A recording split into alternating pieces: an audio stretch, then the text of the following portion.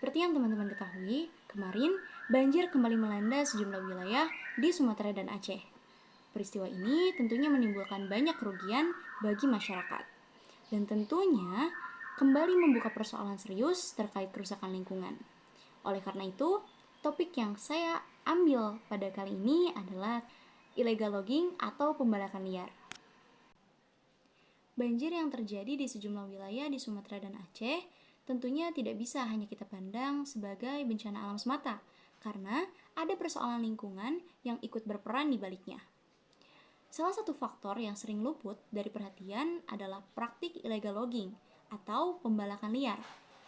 Illegal logging dapat dipahami sebagai kegiatan penebangan, pengangkutan, dan perdagangan kayu yang dilakukan tanpa izin atau bertentangan dengan peraturan perundang-undangan.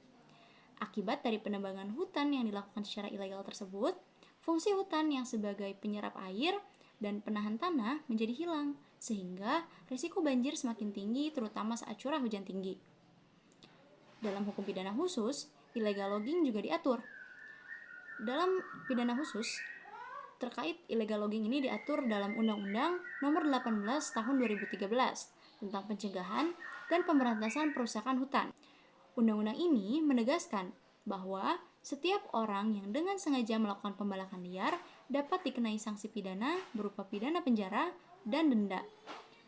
Hal tersebut ada sebagai bentuk perlindungan hukum terhadap kelestarian hutan dan keselamatan masyarakat. Dari peristiwa banjir yang terjadi di Sumatera dan Aceh kemarin, hal tersebut menjadi bahan refleksi bagi kita semua, khususnya saya dan teman-teman sekalian sebagai mahasiswa hukum. Hukum seharusnya tidak hanya dipahami sebagai kumpulan pasal saja, tapi sebagai alat untuk menjaga keseimbangan antara kepentingan manusia dan kelestarian lingkungan. Kesadaran, kepedulian, serta peran aktif dalam mendorong penegakan hukum yang adil menjadi langkah kecil namun penting agar kejadian serupa tidak terus terulang di masa depan.